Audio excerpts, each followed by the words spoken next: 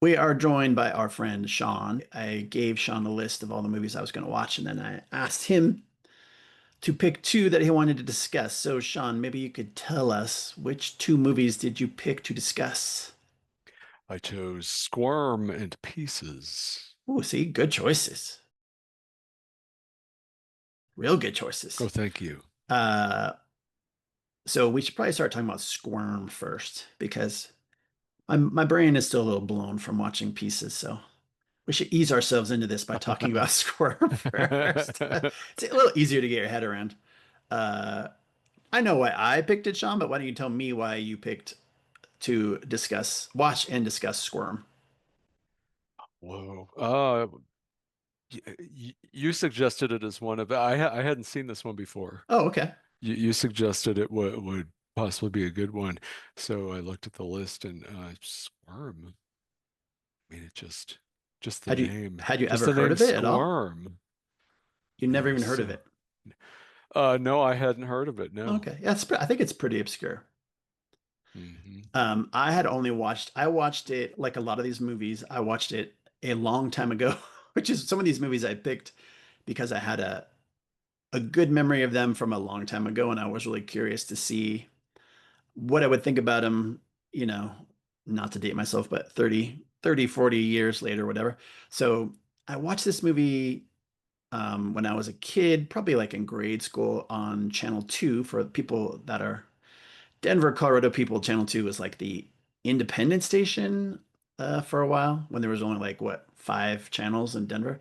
So they would often play weird movies. I think it was I'm pretty sure it was during the day. I have this vague memory of it being like a Saturday, like a really bored on a Saturday afternoon watching TV or didn't want to go outside or something and seeing this movie and being kind of obsessed with it for a while. And the only scene I remember was this. I guess there's actually two scenes like this in the movie where they turn on the shower and the worms come out of the shower head. That's the only image that was stuck in my head. The rest of the movie, I did not remember anything about it other than worms coming out of the shower head, which is a pretty memorable image to have stuck in your head. Mhm. So yeah, I had it on Blu-ray and I was like, this would be a fun movie to watch. So Sean, what are your impressions of Squirm? I should say, just to give some people some context, this movie was made in 1976. Uh, so a long time ago. But anyways, Sean, what are your thoughts, feelings about Squirm? Um, I thought it was a pretty fantastic film. Uh, I was quite impressed by it, actually. It's pretty goofy. That's for sure. Just the idea of a horror movie about worms is pretty ridiculous. Well, it begins with there's a scroll at the beginning. A squirrel? A scroll. Oh, a scroll. Yeah, Oh, okay. what does it say? Something to the Oh, yeah, effect of it sets it up. It says something about the giant September 29th, 1975. A sudden electrical storm struck a rural seacoast area of Georgia, of Georgia. Yeah. causing what scientists believe to be one of the most bizarre freaks of nature ever recorded. I'll say. So I didn't know that this was a real story. This really happened. Do you think it was based on a real story? Because is it That's based on according to the scroll. It was Well, that's what the scroll said, Sean, but the I don't know. They squirrel. might have been making that up, but it's possible. It's possible. It's very possible that this happened once, although I kind of doubt that an electoral storm would create killer worms because they seem like they were turned into a mass of killer worms out to destroy all human beings. Well, Um, I also read when I was doing my research online, I read that the director was inspired to write the script by something that his brother did when his brother sent electrical currents into the hmm, earth and the worms came out and interesting. dot dot dot. I wonder what would make someone even think of the idea to send electrical currents into Hmm. mud. Some form of psychosis, I'm guessing. Yeah, probably. Just bored. Bored, Or looking for boredom. something to do. Rural boredom. Well, I have to say it doesn't sound like it should be scary, but the worms, and I have to say, I don't know a lot about worms, but they look really genuinely creepy in this movie.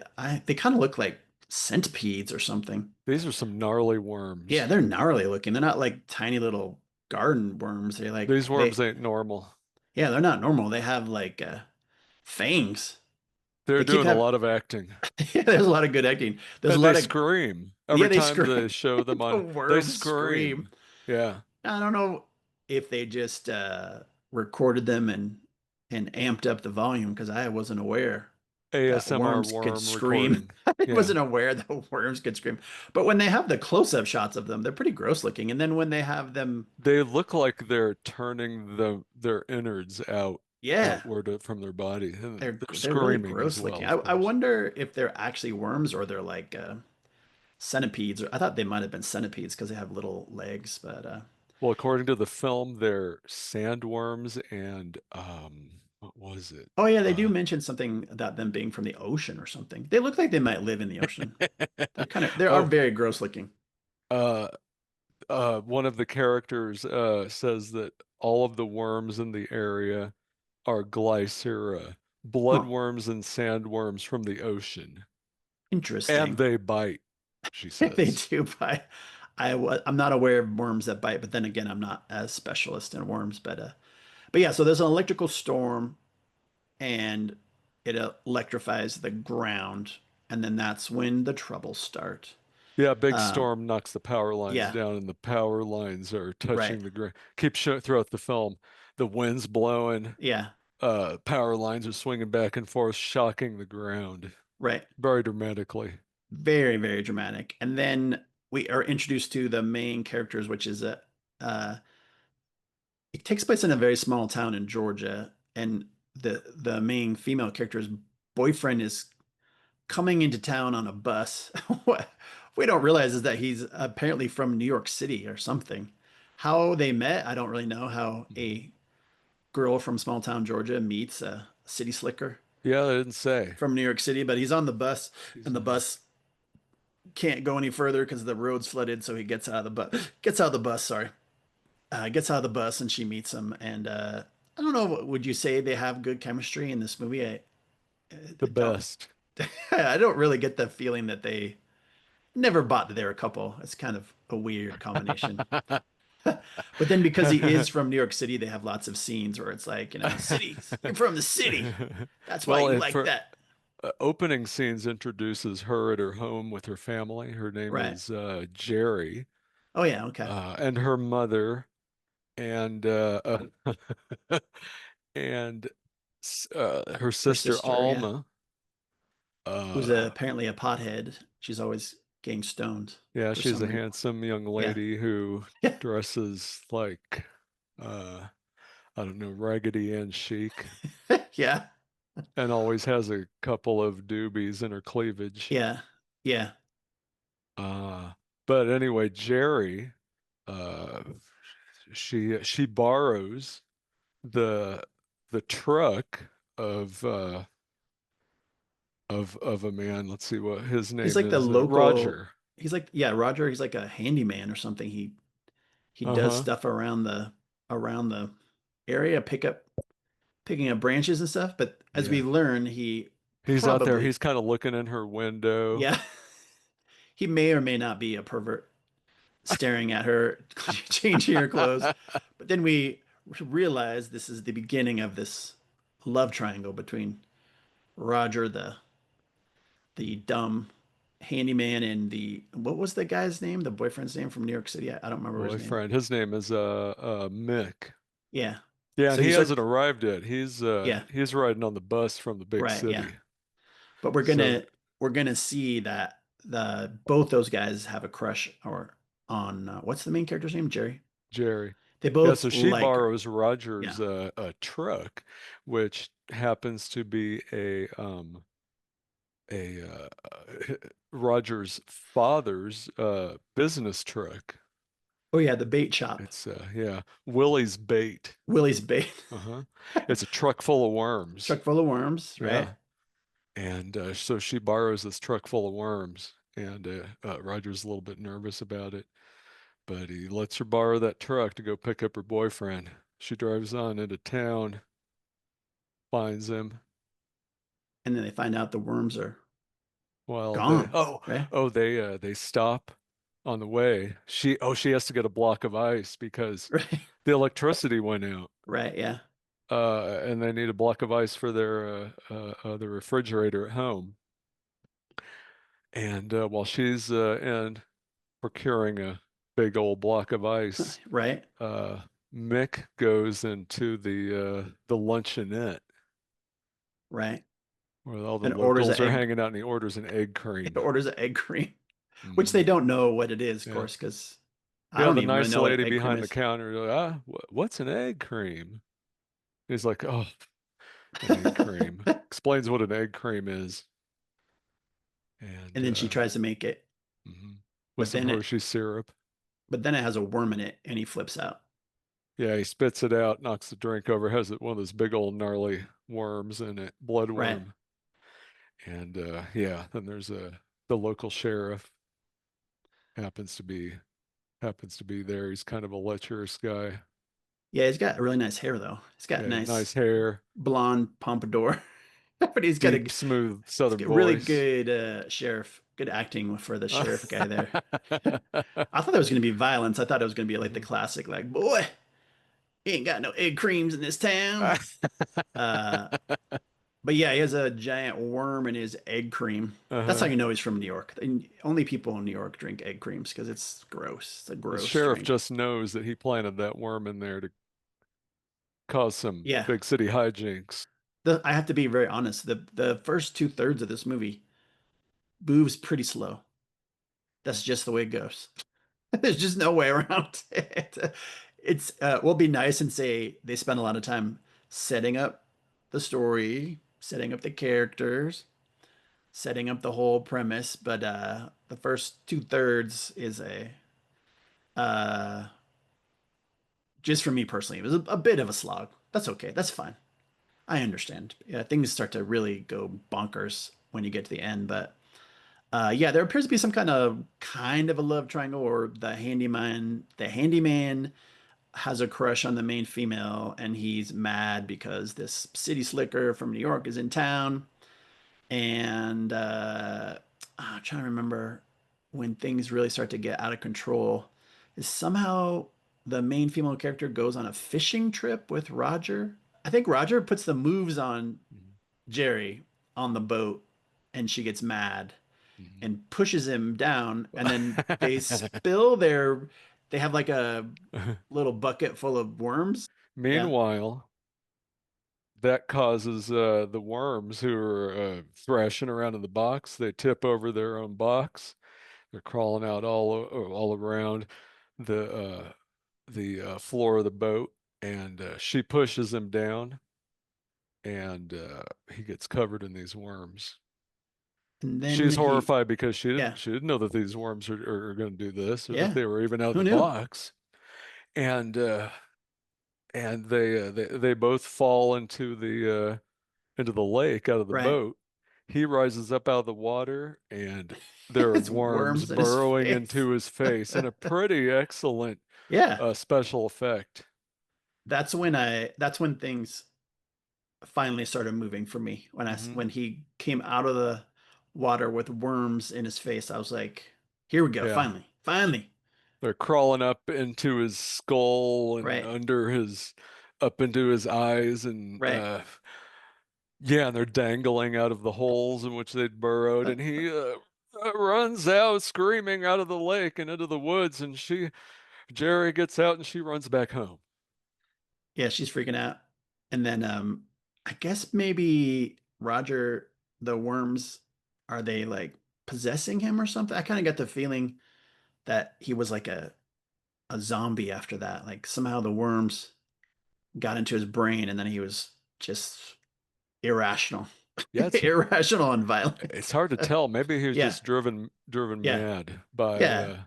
he might The have just been really pain of the mad. situation. Yeah. Yeah. And the As you would. humiliation. Yeah, And the the humiliation humiliation. of a city slicker stealing your local sweetheart or girl, Yeah. Yeah. because that would be pretty aggravating. Yeah. I think he says a couple times, like, he ruined my life, came out here, ruined everything. But anyways, at that point, I'm not sure I was really following the plot because then the worms come in hot and heavy. Huge amounts of worms, hmm gigantic worms all over the place. And I was actually wondering, like, are there were they all real worms or did they have like fake worms in there? Because there's a lot of worms. And I was like, they can't possibly have like 10,000 worms in a movie, Well, can they? I mean, it's possible. I think that I read that some were not real, but a Right. lot of them were, Yeah. and that uh, they were being um, they were getting them to squirm around by using electricity. Ah, interesting. Also, in some scenes, apparently, a Boy Scout troop was enlisted to be under the worms, I guess under boards Ooh, or something, and kind of move wow. them around. Yeah, it did kind of look when they had like massive amounts of worms that there, it looked like there was like they were on top of something like uh planks of wood and then people were underneath underneath them or something. There was definitely and I thought that was pretty cool. The practical, well, obviously they didn't have CGI back then, but I was like, the practical effects were actually relatively decent for 1975 or 76, whatever.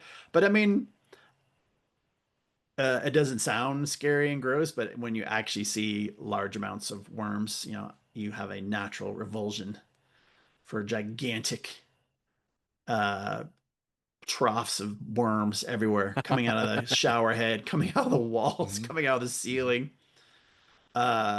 Don't they like knock down a tree at one point? They cause all kinds of chaos, and Yeah, then the they worms knock down a tree and they cave in the Sanders home. and don't they like strip human beings to the bone, which I found Yeah, they kind do. of weird as well. Those are some fast working worms. hmm They keep finding skeletons everywhere. It's like, oh my God, it's Mr. Stevens. He's been These worms stripped. are mad. These are some angry, angry worms. Really pissed off worms. But yeah, that's when things started going into overdrive when Roger fell into the water, got worms in his face, and hmm then all hell broke loose. Uh, One of my favorite scenes is with the sheriff, who's a he's like shown courting some lady, some gal about town. Like they have a scene where they're in an Italian restaurant. He's on a date with it in an Italian restaurant. I guess Georgia, small town Georgia has Italian restaurants. hmm And he's on a date with this woman, and then later on they show them in bed together. And when I first started looking at the scene, I'm like, that's kind of weird. It looks like they're on a really tiny bed. And then it turns out, because he's the sheriff, he's taken her to a jail cell. They're having sex in a hmm jail cell, and they're on some kind of cot. And I'm like, that's hmm that's the sheriff's like game. He takes his lady friends to the jail, and apparently they like it when they They make love it. love inside the cell. Like that's a very hmm interesting seduction technique. But then of course they do they both get killed by the worms? I don't remember. They get something bad happens to them in the jail cell. I presume so. She's saying, "Why are you doing that?" And he's like, "I'm not doing nothing," under the covers. Yeah, she's like, "Why are you tickling me?" Yeah, and all of a sudden, worms everywhere. Worms everywhere. Yeah. Uh, But before that, well, you mentioned that they were eating in an Italian yeah. restaurant. What are they eating? Oh yeah, they're eating spaghetti, so Yeah. to make you grossed out hmm as much as It possible. looks like worms. Yeah.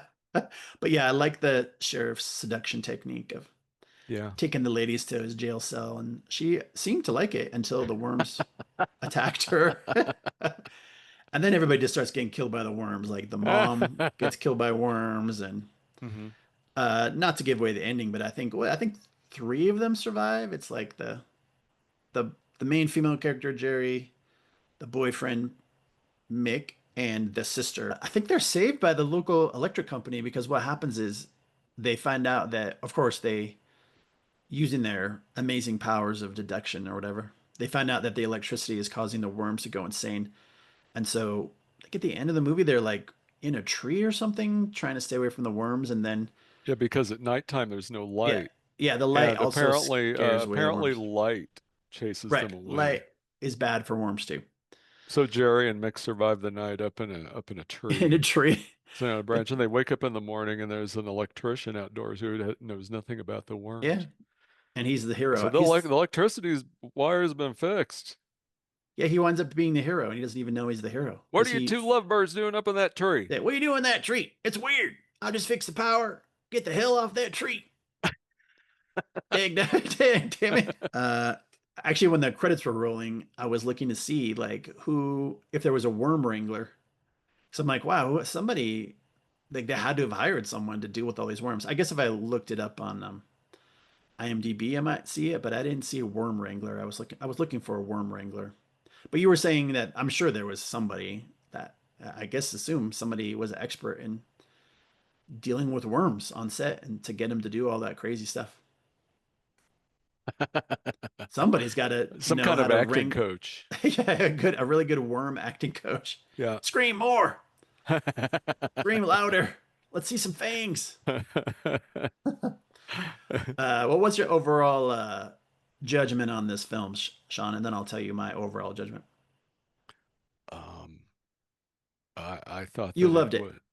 Yeah. Yeah, I loved it. You totally loved It it. was Would a you great watch it? film. Would you watch it again?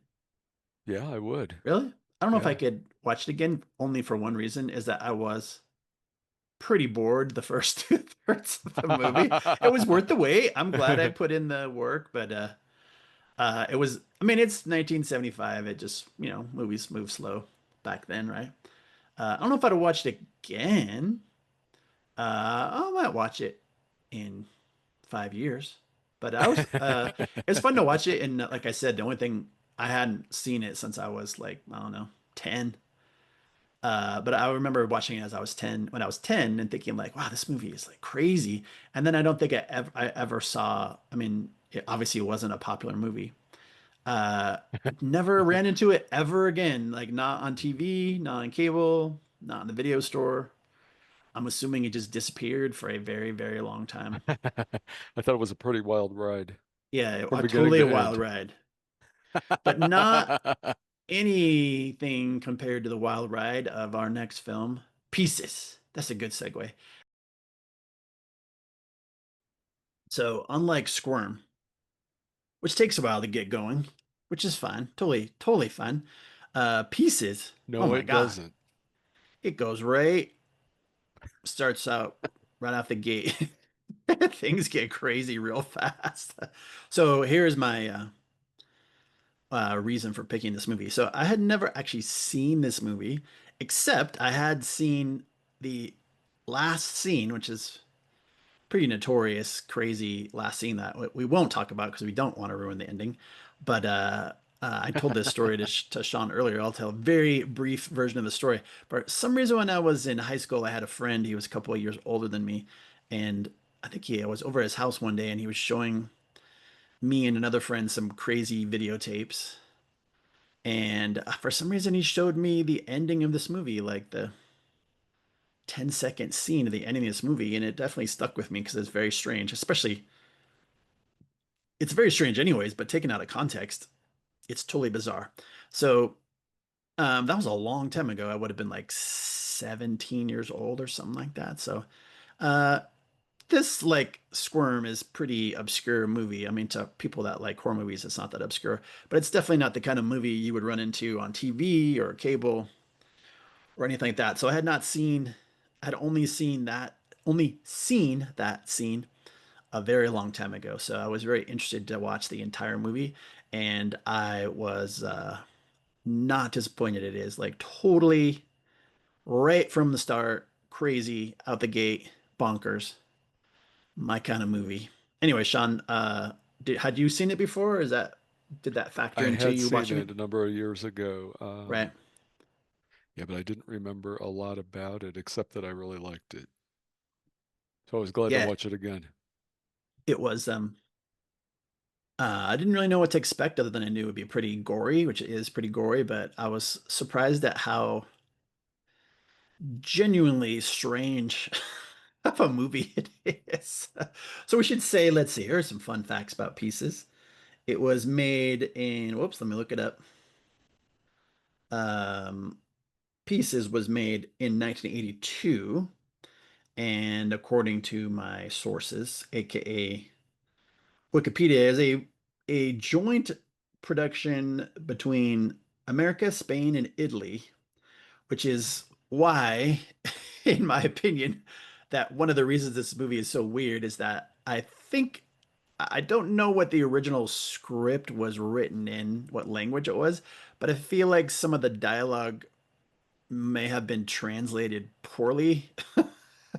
And so some of the lines To great are, effect. yeah, they're very funny, but that some of them are just like, huh?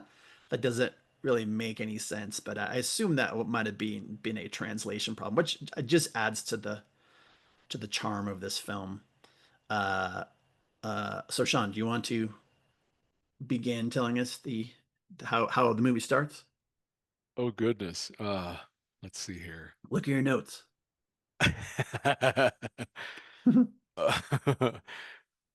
Uh, Or you can talk it about whatever you begins in want, Sean. Boston, You're 1942. right. It's set in Boston, even though it was shot in Spain, I think. But just your typical all-American campus, right? Mhm. College campus. Uh, and it starts off with like I think two kills, like right off the bat. I won't. Two very Well, gory wait a kills. second, not the opening scene. The opening scene is back in time, Boston, Oh yeah, you're right. You're right. 1942. It starts in the past, but there is a kill immediately with an axe. There's a Little boy, little boy playing alone in his room. He's assembling a puzzle, a and pornographic he's puzzle. reciting to himself, Humpty Dumpty sat on a wall, Hmm. Humpty Dumpty, putting together this puzzle. The puzzle is strangely a like a It's like a centerfold Playboy centerfold. Yeah, naked lady, and he's just in his room alone putting together this puzzle innocently. like any normal young child from the '80s putting together a pornographic puzzle. And his mother bursts through the door and sees what he's doing and starts berating him, Mhm. screaming at him, slapping him violently across the face, telling him he's just like his father, all this Right. kind of stuff. He runs out of the room. She starts, I think she breaks the mirror in his Oh room. yeah. She, she starts looking through all of his drawers. I know he has dirty magazines She's in looking here, for something more like that. porn, The little boy more comes porn back with an puzzles. axe and just walks her right in the skull a few times. Yeah, which Uh, you're not expecting it because it happens right off the bat. Cute little And boy comes back with an axe. yeah, and then that's when you know, like, this is not Then not your typical movie, the police arrive, right? and the little boy has hidden in a closet. They open a closet and find the mother's head. Hmm. So she's been beheaded. And Decapitated, they yeah. hear whimpering and crying in another closet from a second closet. And they open it up, and it's the little boy, and he's going, "Mommy, mommy, where's mommy?" And he has blood all over himself, and they believe that someone They don't blame murdered the him. They think mother. it's, yeah, Not him, not the little yeah. boy, of course. So anyway, then flash forward to the college campus. Your turn, Jeff. Well, I think they go for in time, and there's almost immediately another kill with a chainsaw. Like, there's no. I think normally in a horror movie they'll probably spend, I don't know, 20 minutes setting things up, and like immediately there's a chainsaw kill. Yeah. And again, that's when you know, like, oh my God, this is. I think I spent most of this movie with my jaw kind of ajar a bit in a good way because I really like this movie. But yeah, you realize up front, like, this movie is Hmm. pretty crazy. I think it starts out his preferred weapon is the chainsaw. Yeah. He just stabs some people with a giant knife. Looks like But a groundskeeper. Again, it looks like a yeah, groundskeeper is doing something with a chainsaw, and the young lady asks if he's going to be doing that for very long because he's disturbing her studies, right. and he comes out and just chops her up into little pieces with a chainsaw. So you're immediately they start the red herring of like you assume it's the giant because the gardener groundskeeper is this big dude, big scary dude. So immediately you're like, it must be that guy, right? Hmm. Because that's what they always do, Played perfectly by Paul Smith. right? Big dude with a squinty eye, a very Hmm. suspicious squinty eye. So he already looks like he could be a perverted chainsaw You killer may have guy. seen him in Popeye playing Oh, Bluto, that's right. He played Bluto. Yeah, or he in David Lynch's Dune, yeah he's very Beast Raban Harkonnen. very well cast. He Very always very has a well cast. squinky eye. Yeah. Um, and then God, I'm not really good at the linear plot recitation. I almost feel like my brain responds to the just super dramatic moments. But yeah, so the killer begins killing people. See, in my brain, I'm just thinking of the highlights or lowlights, I guess, depending on your viewpoint. Well, this is where you start to realize that there might have been some translation problems. Like almost right off the bat, they're supposed to be on a college campus, and this group of girls they're talking about how the campus just got a new waterbed, which is weird. Although you find out later on it's a setup for one of the kills. But they're like, "Ooh, waterbed, my favorite thing in the. Isn't it beautiful?" One of the characters goes, "Isn't it beautiful to get high and have sex on a waterbed?" And that was when I first started to be like, this that sounds like something got slightly mistranslated during the maybe the script writing process because I was like, that's kind of an odd thing. Yeah, Although you why do did the find out, campus get a waterbed? yeah, One why would a waterbed. campus have a waterbed? Although for some reason, what really it is, I don't think anyone will care. It's to set up a kill later on in the movie where someone gets killed in a waterbed. But yeah, why would it be news that a college campus has a waterbed? And I'm not really sure what purpose a waterbed fills on a college campus. I went to college and I never had a campus waterbed. Must But be yeah, part of the science department. yeah, you start to realize that some of the lines are a little bit off. Like they make sense, I guess, technically, but they just sound slightly odd, which I personally think it was because probably the original script maybe was in Italian and then it got translated to English or something weird happened. Although it's still really charming. It's not a bad thing. It just makes it more Better. interesting. It makes it better, as far as I'm concerned. Totally makes it better to have characters saying slightly off things occasionally, because the whole movie has got a lot of kind of odd things, anyways. But let's see. So they talk about the waterbed, and then I'm already lost as to the linear plot here, Sean. They introduce a lot of characters. There's like a college. Let's see, the main characters like a lot of detectives. So it's also kind of a police procedural. So it's like a slasher plus a police procedural. So there's a lot of detectives trying to solve the case. And then there's a dean of the college, and then one of my favorite characters is one of the there's a there is a female detective who actually is a former tennis star. And so they come up with a plan, the detectives come up with a plan that since the killer is only killing young attractive women, that they have a young attractive female and they're going to make her go undercover. And their brilliant plan is to have her go undercover as a tennis teacher to ensnare the chainsaw killer guy. So she's introduced, they introduce the dean, then there's students that get introduced, all that kind of stuff. But yeah, it was totally cracking me up that why someone would go from being a tennis star to a homicide detective, I have no idea. But then suddenly someone gets a brilliant idea to make her undercover tennis instructor, and then they do have a very boring tennis scene. Wasn't where she? she She was working in a newsroom, wasn't she? or yeah. She said that was her day job. Yeah, I don't remember. I just remember she was like, "I'm bored. I'm bored." Oh, if you're bored, let's have you go undercover and try to ensnare a chainsaw wielding killer. And they do Mhm. have a really boring, which I still found really enticing, a really boring tennis scene that goes on for like 2 minutes, where it's just her and some terrible student playing tennis for 2 minutes. We have Mhm. to establish she's a tennis pro because she is a tennis pro. Uh, what goes after that? Uh, did I already jump ahead though, Sean, to the tennis pro?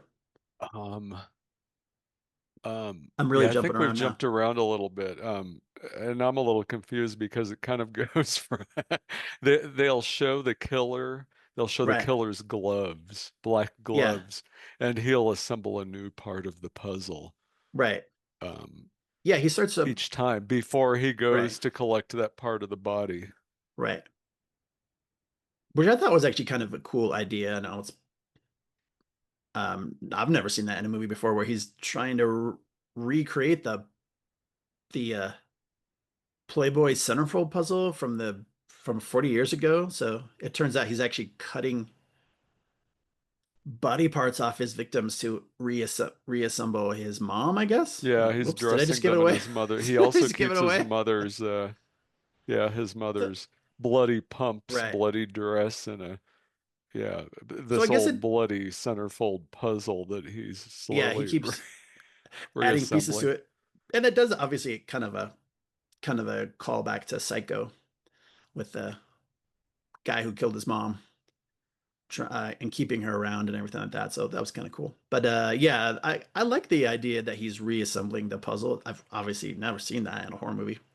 At least it's original. But so yeah, what's really happening is he's cutting body parts off to reassemble somebody to look like his dear old mom that he killed with an axe. So um anyways, oh god, so now I am really jumping all over the place.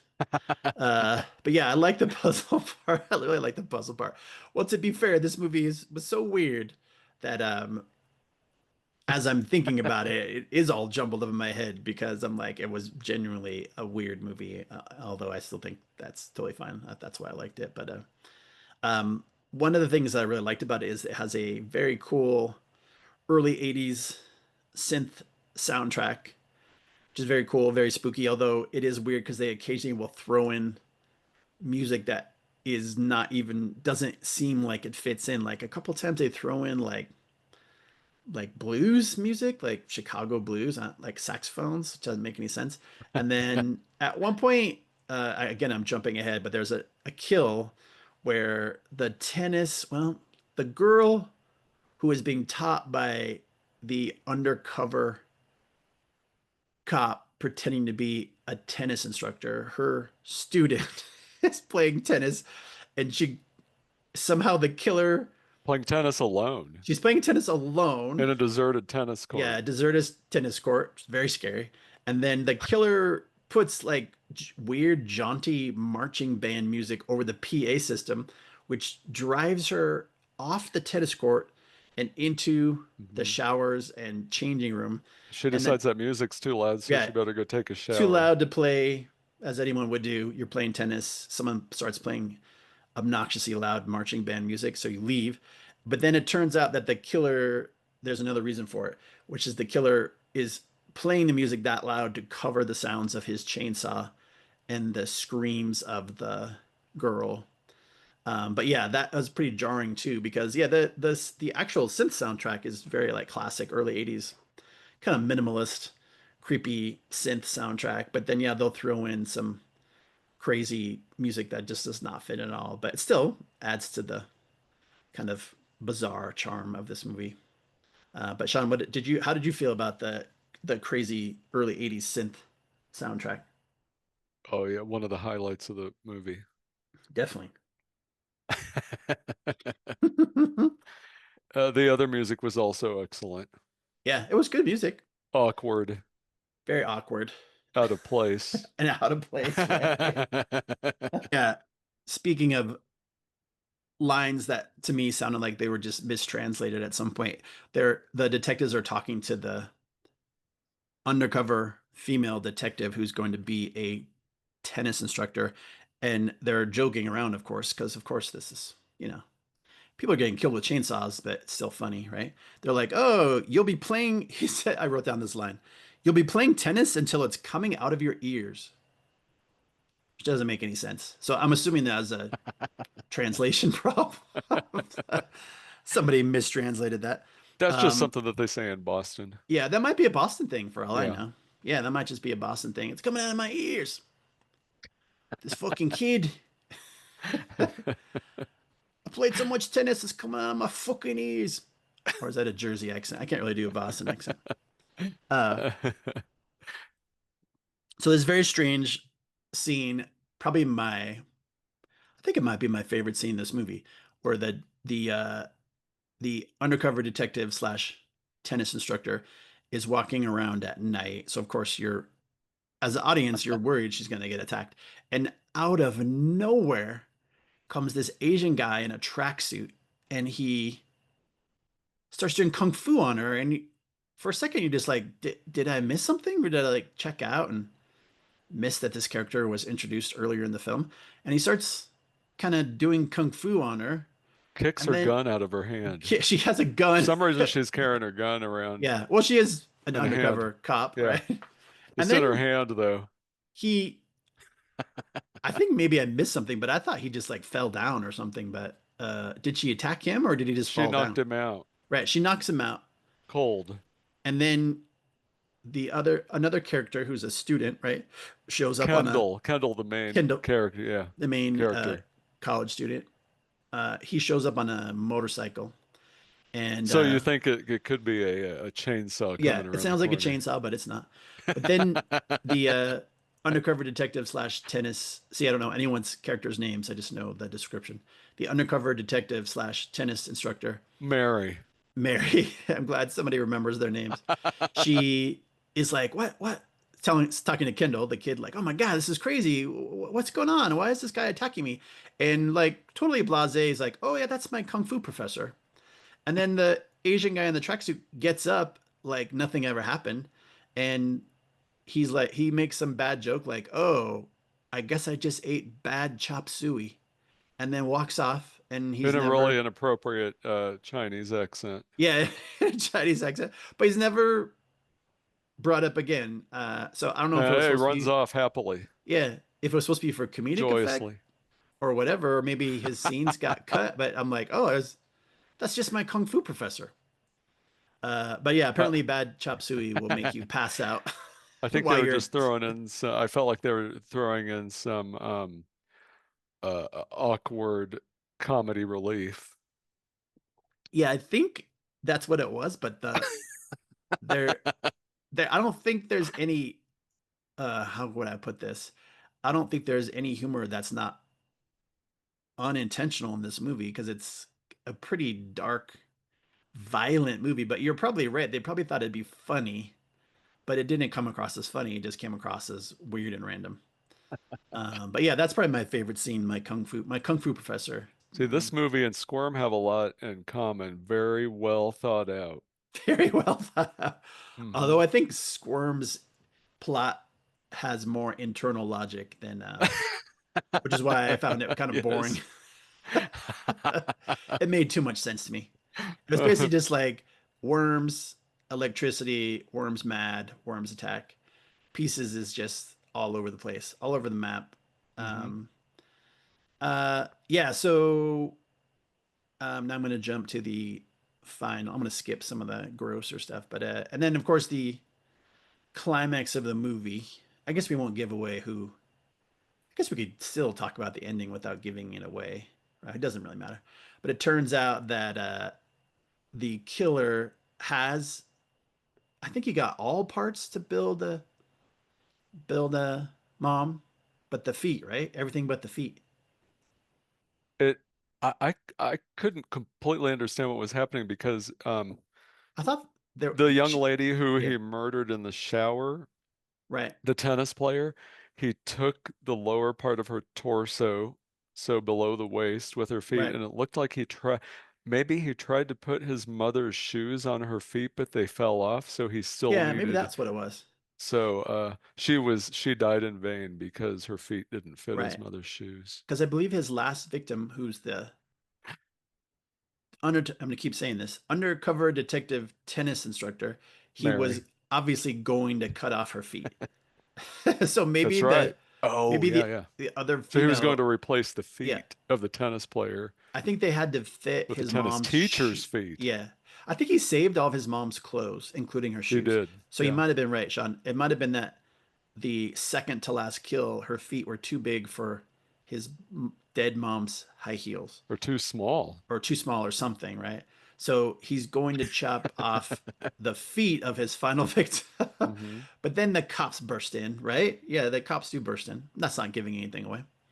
And then should I give away the insane ending? I mean, I won't give away who did it. I'm not Yeah, gonna yeah. tell who it was because I'll leave that open. But the killer has made this basically like kind of like Frankenstein monster of his mom, and the cops open this what is it like a what would you call it, a Oh, he like what do you call it, armoire or they something like catch that? the killer in his house, Right, and yeah, one of the police talking to the student Kendall. Oh, yep, we solved this case. Blah blah blah. Now we just have to search the house, and the cop detective nonchalantly leans against a wall, and the right. wall is a false wall that Oh, it's spins. false wall. Oh, I didn't know that. It spins, and a corpse, the corpse the killer has been assembling, falls Yeah, out onto Kendall in slow motion, yeah. So it's like a Frankenstein corpse. embracing him Yeah, as they fall. yeah. She falls right on the Frankenstein mom. I guess I'm gonna call it the Frankenstein mom. The Frankenstein mom falls on top of Kendall, the Franken mommy. main. Yeah, Franken mommy falls on top of Kendall, the cute, sweet, innocent student. Which is that's the scene I saw when I was 16 years old. Just that scene taken. I mean, just in the movie itself, it's pretty bizarre, but to have seen it out of context was pretty bizarre too. So anyway, so yeah, that is the crazy ending that I saw when Kendall I was writhes around under the right. corpse There's a lot of like for way too long, screaming, screaming. Ah! a lot of screaming. Why would it? And then my favorite thing is then after this weird, Franken mommy made up of dead parts. Who knows how long some of those parts have been sitting around at room temperature? That it just fell on this poor kid and got him grossed out, freaked out, and then doesn't one of the detectives be like, say something to him like, "Oh, just brush it off. You can Yeah, bet." so yeah. They cut to like they're gonna leave the house, and the body that just fell out Yeah, onto Kendall is covered up in a white cloth. And yeah, the detective says something like, "Yeah, don't pay any attention to that, brush it off. son." And Kendall, they're Yeah, leaving, and Kendall says, "Oh, I forgot my coat." And he leans over, grabs his coat, and starts to put it on. And he gets surprisingly, the corpse's hand the corpse is comes up still out from under the white cover and grabs his his crotch private parts, area. his Mm. private Yeah. parts, right? And what happens next, I'm not completely sure, I think they but just explode in a explosion of blood I couldn't or tell something. if he was wearing pants and the pants bled Yeah, it's hard to tell. They just kind of blow because up. there's a lot of blood, but his pants aren't torn. Yeah. Maybe she has a handful of jelly or cherry pie filling that she just smashed onto his groin. It is also weird if you think about it. It's a slasher movie. There is Yeah. no supernatural stuff going on, right? Because But it's all of a just a sudden, killer. And then all of a sudden, the corpse is alive and yeah. grabs his cojones. That's a little weird, but that's the last scene of the movie. Maybe it was just a delayed nerve Yeah, maybe it reaction. was just like like a death twitch or something like that. I don't know. It was pretty weird. But really, really, like I said, I was watching and I'm like, wow, this is my kind of horror movie. I will definitely rewatch it again a couple times to see what's going on. I'm sure I It was missed some excellent. stuff. I'm sure I missed some stuff because I was a pretty agog a couple times. I think multiple times. I don't usually talk out loud when I'm watching a movie. I usually kind of keep quiet, but I'd say multiple times I was like yelling something like, "What? Mhm. No! What the? That's insane! No! Couldn't believe my eyes." What's your final judgment on this movie, Sean? um, it was a great movie. So Hope picked two movies out of my list of 14 movies. So I Hope, why did. don't you tell us what you picked and why you picked it? What I picked and why I picked it. All right. I'm gonna start with, hang on. Or you can start with whatever you want, Hope. I am. I'm gonna start with the Vampire Lovers. All Okay. right. Right. So like 1970, Hammer Horror. MGM actually produced and released the movie, but I picked that because I mean I've seen it. I've seen it before. I mean, I'm not gonna lie. I didn't pick it because of something I hadn't seen. It's something because I had seen it. And the reason I picked it was because I felt like it deserves a little bit of recognition Yes. because Hammer Horror, and we know Hammer Horror, it's all about bloodshed and boobies, Yeah, there's a lot of right? boobies in that Lots of movie. boobs, lots of boobs. But more importantly, this particular movie actually opened a lot of doors for a lot of LGBTQ plus Really? film. Yeah, because it was like lesbian lovers. Yeah, Like the it whole is. movie kind of centers around okay, oh, wait. Let me just backtrack a little bit. Sure. It's actually the first movie which eventually became a trilogy of movies. I don't know if you knew that. Yeah, I do know that. Yeah, the Yeah, the Karstein. Karnstein family. Yeah. So the Karnstein family, and this was the first movie, but Carmilla, hang on, wait, Carmilla, She Marcilla, has two and names in the movie. Mircalla. Yeah, Miracala and Carmela. Yeah. Yeah, vampire in the movie, and like there's like this whole history, but she's always going after these young, Yeah. impressionable, Very young, young, these very young, very impressionable, beautiful. 15, 13, maybe even 13 plus. Who knows? Who knows? Who Well, it was knows? like 17. I think the movie takes place in like 1794. Yeah, so she's just like, anyway, it opened a lot of doors for Hammer Horror introducing a lot of lesbian love scenes Right. into their boobs and bloodshed. Um, I like that it was a trilogy. Where else? Roy Ward Baker was the director, and I don't know if Right. you're familiar with his Oh, really? works. No. Okay, so you're familiar with Quatermass? I've heard of it, but I've never watched it. He Yeah. directed those too. And that was Oh, okay. another like a little different than the vampire Frankenstein Wolfman stuff. Quatermass was like really sci-fi, It's like science fiction. Yeah. yeah, bizarre shit. And that's what he's probably most known for, but he actually directed this movie. Um, I feel like it kind of opened the doors for vampires too in a lot of Yeah. ways. And Yeah. like what we associate with vampires, stabbing through the heart, afraid of garlic. There's like this whole freaking scene where they keep bringing garlic They bring in the flowers garlic plants. and the garlic Right. plants into her room. And like the poor butler is just like, "Ah, we're bringing these garlic flowers in." And I think she's Carmilla at that point. Yeah, she is It's like, Carmela. get rid of these flowers. I need to get in to see my Well, blood so I you can got to get do back. the Ingrid Pitt voice because it's a really weird, like very low.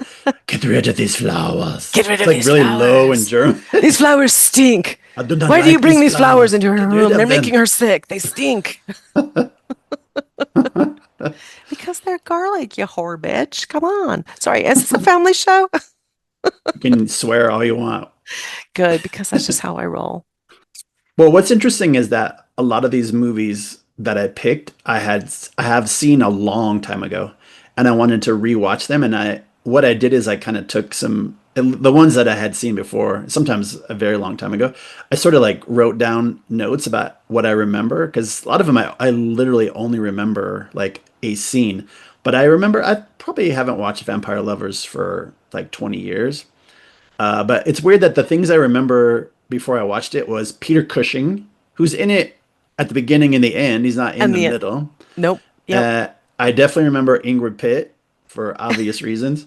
And then yeah, I remember like there's a lot of boobs in this movie, and I remember thinking like that's a lot of boobs from like the. I think it was made in 1970. I'm like that's a lot of boobs for 1970. a horror movie in a British horror movie from the 1970s. Hmm. And then yeah, that's all I remembered. So when I rewatched it, I was like, oh, there's a lot more to this movie than Peter Cushing, Ingrid Pitt, and boobs. Uh, I thought it was really funny that whenever she would seduce her female victims, they played this. Maybe we can play it. We'll find it somewhere. But they played this like really weird, like very what's the word? How would you describe the music? Like very like mid 1960s florid strings. Like there was like seduction music whenever Carmilla would seduce one of her young victims. And I I kept laughing every time they played that music because Yeah, it's a no, horror you're movie, and I'm like, why are they playing this super romantic like Lawrence Welk music when she's seducing people? But it was like weirdly romantic. She I think they must have made an effort to be like she actually liked the women she was attacking. She had like a relationship with them, so I was like, oh, I don't remember the music. In fact, it's interesting that you say that. I mean, one of the things I picked up on the other movie they did was the music, but I didn't really pick up on the music in this particular one. yeah, it was But you're just the right. seduction music was Um, didn't it's really just very fit. very Yeah, like traditional standard, I would say, of that yeah, particular time yeah, period and yeah, what you would yeah. get, and like I'm gonna say it, like homoerotic, Say it. kind of like a brown Yeah, chicken, brown yeah, cow kind of thing. yeah. Yeah. Oh no, that I did like now that you've mentioned it. Absolutely. It was I kind of was kind this of this also just like again, I hadn't seen it for such a long time. I was like, wow, Ingrid Pitt is just like seducing everybody, like everybody. everyone. Oh, everyone. She Everyone. Mostly she's the like women in the insatiable. movie, but then she goes after the butler too, just to get Yeah. him to like bend to her will and get And shit people done. they kind of all the women fell in love with her. They get upset when she leaves. And I was like, well, I didn't remember that part. I didn't remember that well, why wouldn't you fall in love with Ingrid Pitt? She's a pretty amazing person. And it's interesting that you mentioned I wrote down here, so Carmilla hates men. Yeah. So there is definitely this whole kind of feminist, Yeah, there is. Yeah. yeah, because she does everything in her power to get the men in trouble, or the men Yeah. like she kills the doctor. Yeah. She like, yeah, Well, she only when she will bite the men, but it's just like a to get them out of her aggressive way. thing to get him out of the Yeah, way. get But them out the of the way. women she will like seduce and come back Hmm. every night as like a cat or something. I forget what it is. Like she comes to them in It's a a cat. dream as a cat or something. It's a So big yeah, gray uh, cat. Big gray cat. It's big, it's gray, and it's a cat. yeah, she tries to get the men. The men she'll attack, but it's just to kill them. And then the Just to kill women them. she keeps alive. Or use Yeah, them for a or use purpose, them. like Yeah, yeah, yeah, she does the butler. She uses him. yeah, So eventually he's the one that's like trying to keep the garlic flowers and the cross around her neck in Emma's yeah, room. And she like seduces him and turns him to her will and bends him to her will. And then he's like, get the flowers out of here, get the cross from around her neck. And then yeah, she kills him. yeah. I'm done. We're She good. does. I've got her now. I'm gonna take her to the crypt and kill Yeah. her and suck her Yeah, at the blood very end, she's and like, sleep for another 10 years or she whatever. takes the girl that she really likes. I think it's Madeline Smith, the actress that plays her. She's like, I'm going to take Uh, you to my can't crypt. And I remember. was like, that's kind of creepy. I was like, going to take your girlfriend to live in your gross crypt? Like, that's not very romantic. It's But like, she doesn't, we won't give away the ending just in case somebody wants to watch this movie. I don't know. Uh, There's not much of an ending. Well, I mean, there is, but it's not. Hey, you could probably guess the ending yeah, yeah, actually, yeah. because I They feel like don't, it ends like most vampire yeah. She movies doesn't end. live happily ever after. We're not going to give away the ending, No, don't give it away. but I will say this. So, being that okay, but going back to it's a trilogy, so it's the first Right. movie in a trilogy. The second one was Lust for a Vampire, which came Hmm. out in 1970. The third was Twins of Evil. Twins Right. of Evil is actually a prequel Interesting. I didn't to know that. The Vampire Lovers. Uh-huh. So it kind of gives you a backstory. So if you're interested, I will have to go back and I almost feel like you should watch Twins of Evil, and then I you should should. watch The Vampire Lovers, Yeah, and then then you you would should watch understand. Lust for a Yeah, Vampire. maybe that's where they explain the man in black, the dude in black that shows up occasionally. Um, I did watch them, but I don't remember. Oh yeah. I don't think the Man in Black ever gets explained. Hmm. But what does get explained is Carmilla, Marcilla, Carmilla, or what is it? Carmilla Marcilla. Marcilla, She's got both names. Mercala. Yeah. Yeah. It explains that. So that's actually, here's a fun fact for you, Hope, which I'm Mm, sure you already know.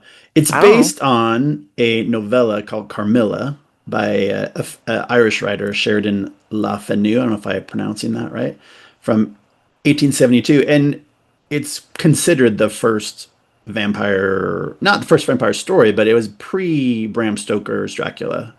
Yes. Uh, and it's interesting that it started out as lesbian vampires, like way back then before Bram Stoker's Dracula.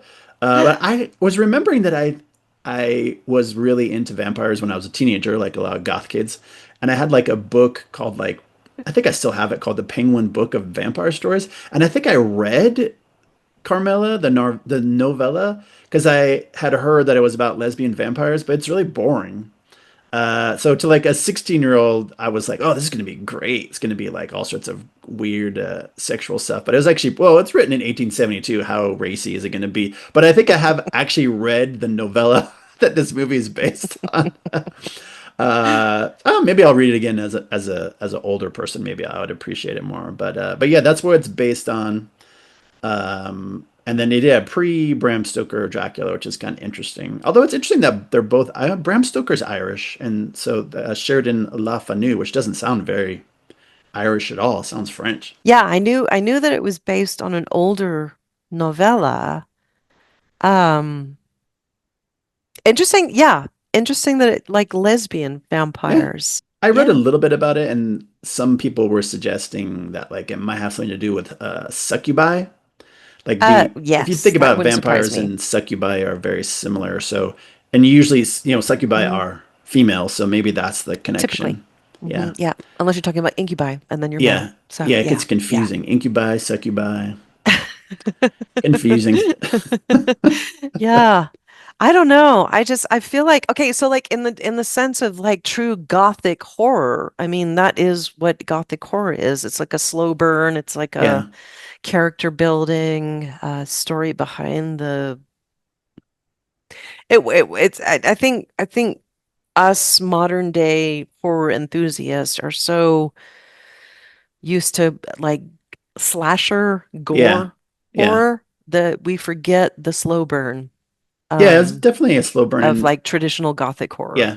And this And would they did a definitely really fall into gothic horror, the really good vampire, job true with gothic. the costumes and is very much like how would you describe it? Like obviously very high production values Yeah, and yeah. and yeah, you're right. It moves kind of slowly, but it does pick up the little bit Hmm. as things go by. But yeah. Yeah, What yeah. about But they're your all about other boobs. I mean, the whole movie is just boobs there and is like a lot of getting boobs in boobs. There's a the lot of movie. boobs in the movie, which is I like seem to and like remember. true I thought there were going hammer to be more horror. boobs. In my mind, there were so many boobs, but I was like, oh, there Lots are of not as boobs. many as I remember. But I watched it again. A lot of boobs in that I movie. will. I'll watch it A lot of perky again. boobs. A lot of natural boobage too, you Well, know. yeah, I We're would not hope we're this is so. like pre-silicone boobage. 1970, yeah, that's way I don't pre-silicone know about boobs. 1870, but even like 1970, this is like pre-silicone boobage. Yeah. Oh, yeah, yeah, yeah. Good boobage. Well, what about the other movie you picked, Hope, which I had never Ah. seen before? I've never seen any Mario Bava Oh movies, which my, is kind of shocking. same. Me neither. So I'm gonna Preface, preface, preface, preface preface. this with Mario Bava. Right. Yeah, tell us about Mario Bava. Okay, I had never heard of Mario Bava until I saw Beetlejuice 2. All right. Hmm. So, watching Beetlejuice 2, there's a scene in Beetlejuice 2 that I was like, where the hell did this movie come from? Like, why is this a movie within a movie? And so I got to looking at it, and turns out that Tim Burton was heavily influenced by Mario Bava. And Yeah, so a that lot makes of his sense. movies are very, very much influenced. Looking back in like all of Tim Burton's history, yeah, he was heavily influenced by Mario Bava. And in Beetlejuice 2, he has this whole 20-minute scene with Beetlejuice and Beetlejuice's wife. Hmm. He's that is white. like direct homage to Mario Bava, and in Interesting. particular, the movie Black Sunday. But the movie I chose was Blood and Black Lace. And Right. there's a reason for that. That was the only movie on there that I saw was That's right. Mario Bava. That's And I right. thought, It's my oh, I'm fault. gonna do, oh, give me do that movie. So that movie came out in 1964. And it opened this movie has this is my favorite. I'm not gonna lie. Oh, I'm that's not gonna good. Yeah. lie. It's my favorite. It's my I don't want you to favorite. lie, Hope. I want you to tell the truth. This movie turned out to be more than I ever hoped it would be. So Mario Bava, Italian director, Right. and Yeah. we're just gonna say this right now. So the only Italian horror that I had ever seen prior to this was Dario Argento in the movie Suspiria. Right. Mario Bava predates this Hmm. and influenced Dario Argento, Federico Fellini, Wow. Tim Burton, Martin Scorsese. Whoa. Yeah. Some heavy Yeah, hitters. this movie has like opened doors and like inspired so many people. Hang on, who else? Who else? There was somebody else, and I was just like, what A ton the? of people. Yeah. Martin Scorsese. Oh, Pedro Almodovar. I don't know if you Oh, saw okay. That makes Women on the Yeah, Verge. I do. I have seen that. Yeah. Yeah. Okay. Women on the Verge. Women on the Verge and Tie Me Up, Tie Me Down. That was another Right. one, and High Heels. So if Hmm. you watch all of these movies, and these all of these movies, of course, happened after 1964, you will totally see Yeah. Mario Bava if you watch Blood and Black Lace. Watch Blood and Black Lace. And this movie also opened up a lot of doors for it wasn't so much horror as it was psychological thriller slash pulp fiction. Yeah. It was the use of a lot of high, vibrant color Yeah. It was super cinematography. colorful. Yeah. I mean, this is the most visual. This is one of those movies that you want to play in the background at a party, like a horror party, because it is just so visually stunning with the Yeah. It is. colors and the like shadow play and the day for night shots and just flashing blue lights in front of red lights that are s- just this movie just inspired, I think, so many other directors I could totally and see open doors. Tim Burton being inspired because he is such a highly visual Hmm. director, and that's what I noticed almost immediately. I'm like, wow, this movie like looks amazing. Yeah. And obviously a huge amount of effort put into like framing the shots and everything like that. Yeah, it was very strange. Like, so I'm colorblind, but I can see colors. But I actually If respond really well to basic color schemes. I'm like, oh, that's pretty cool because I can't see gradations and Mhm. colors sometimes. But yeah, when I had no idea what to expect going into it, and I was kind Mhm. of surprised that it's kind of a murder. I thought it was gonna be like a flat out like horror movie, but it was kind of a murder mystery mixed with a slasher. Yes. And Yes. I wasn't expecting that at all. It was actually kind of funny. The detective part where they're trying to find the killer is actually pretty goofy. But it was like Oh, absolutely. kind of like I mean, you said it was made in 64. 64, they It's filmed like it. you start watching it and it's like you don't even know it's a horror movie because it starts out in like a fashion house or something like that. It's in a Yeah, Rome model and fashion. it's got very Yeah. obviously very like early mid 60s vibe with all the crazy haircuts and the outfits and everything, but it's kind of shocking because it kind of moves on pretty slow and all of a sudden there's like a super violent kill. Like at first I was like, oh man, this movie is I hope this movie isn't going to be too boring. And then all of a sudden there's like Oh a God. hyper violent kill from Yeah. a weird masked dude, or I think as a dude. And then it goes back to the normal, like a lot of fashion models and people in nice clothes and cool Italian cars, and then broken up by another hyper violent murder, like super violent. I was like, whoa. Uh-huh. But yeah, I could totally see, like we were saying earlier. I've never seen a Mario Bava movie, but I've definitely seen movies that have been influenced by him. Right. The visual part. The The actual visual part. story, I kind of had a hard time following the weird like Mm, murder mystery. I was like, I couldn't really follow it, so I was like, oh, I'll just you enjoy should the watch it again. visuals. So the interesting about this is actually later for Mario Bava. A lot of earlier Mario Bava was usually filmed in black and white, had a Hmm, really high budget, worked for this company for a really, really long time, and most of his movies were that sort of slasher gore right, horror. This was his first like segue into more Pulp Fiction kind of stuff. right. Um, and I'm trying to think, like, touch on some of the things you said. So yes, I call it Austin Powers meets Martin Scorsese. I've got my All Austin right. Powers vibe. Austin Powers meets Martin Scorsese. So you have like the kitschy Yeah, yeah, 1960s kind of like visuals, and then you've got like this whole sort of it's weird because most Pulp Fiction and thriller mystery, psychological thrillers weren't into gore. yeah, But there's a lot of this that like you get like the yeah. slashes across Really the gory. face Yeah, and you get yeah, like yeah, it gets pretty gory and which is unusual for yeah. 1964 You don't too. expect it at You don't all. expect that Yeah. and you do. You get a lot of blood, you get a lot of guts, and you go like, "Oh God, she's like bloody and tore up Oh, and stuff." And that's kind of creepy. So yeah, Austin Powers meets Martin Scorsese. And then yeah. I That's thought, I don't think I've ever seen a horror movie set in that, not just that time period, but that kind of weird aesthetic of the, yeah, Austin Powers aesthetic. You just don't yeah, it's expect a total horror yeah. movie to be set there. And yeah, you get distracted. I was watching on our really nice big TV, and I was like, wow, their hair Oh, looks so cool, and the fabulous. outfits look cool, and Fabulous.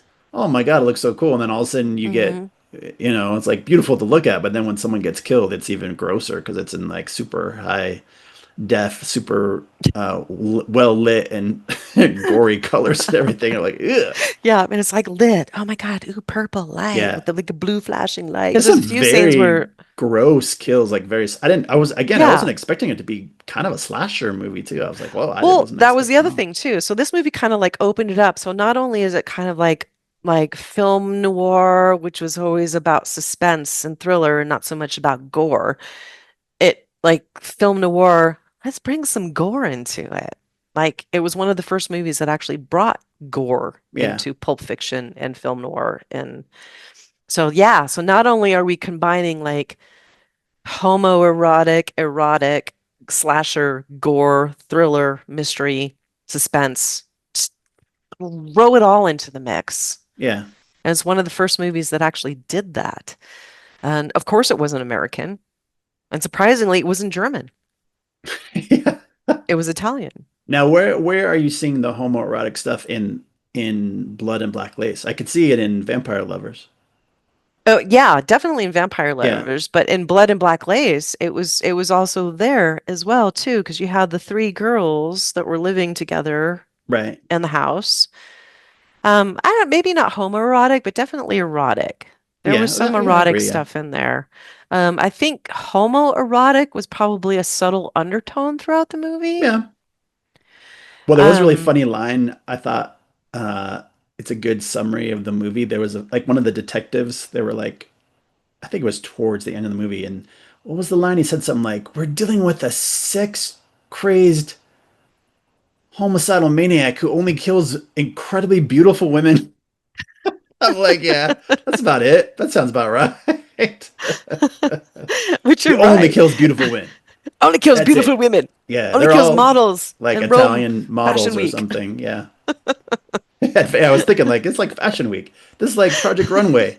What's that? What are you watching in there? Project Runway. Good show. And what do you like about it? The fashion. Happy Halloween, everybody.